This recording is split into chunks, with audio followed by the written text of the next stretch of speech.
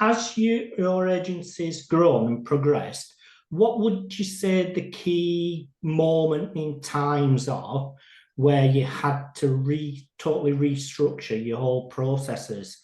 Is it a financial time, or what does it look like for, because people watching this, listening to this, who think, yeah, we can grow an agency, we can do this, we can do it. I mean, I know myself that there's key times when suddenly all the processes you have has to change because Yeah, you can't work like that on the next level up. What would you say those key moments in time are?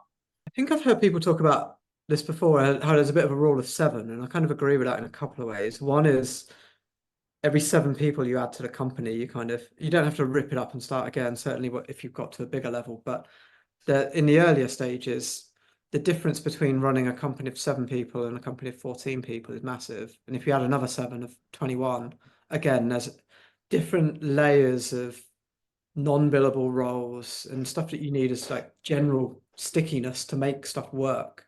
So kind of like HR and finance, sales and marketing, all of those roles that you wouldn't hire for at the start because it's non-billable, it's expensive, and you want to keep your margins relatively kind of high in terms of what you're doing, just to make sure you've got enough profit to pay yourself a salary, essentially. But I think that's certainly in terms of team size and structure.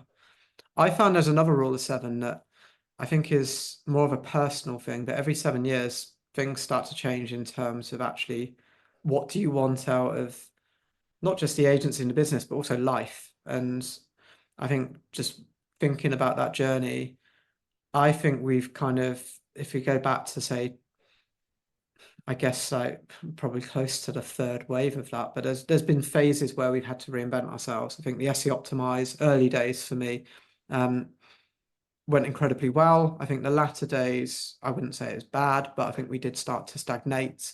And I think we got to a point of, okay, well, I went through certain life events, and that changed my perspective on, you know what, I just want to be enjoying what I'm doing every single day. And maybe every single day is a bit ambitious, but certainly the flip side of if I'm not enjoying myself for too many days in a row, I know something needs to change. And that was part of it.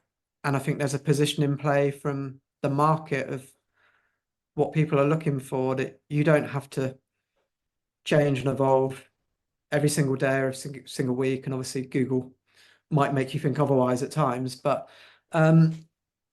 you do need to grow with the market and pay attention to what customers are valuing. So for us, I think we went from kind of a local Oxfordshire agency into more of a national agency. We went from SEO into paid search and maybe some more of like analytics, paid social, and then actually narrowed the target audience in terms of the niche that we were focusing on as well. And I think that probably came in about a 7-year cycle in terms of the big changes and an evolution behind that. And focus more on SEO, content marketing, digital PR, probably back in 2012. And I think there's been a further evolution and growth over the last probably 2 to 3 years for us, maybe 3 or 4, where it's just really doubling down on e-commerce as being kind of our key sector that we work with, and that's where the growth from our clients are coming from. So yeah, a few answers behind that, but I think certainly for me, once you start to grow in size, but also that kind of like 7 years in time, that's where you really need to think about, okay, well, longer term, what's going to get us through the next 7 years, if you like, and really start to think ahead.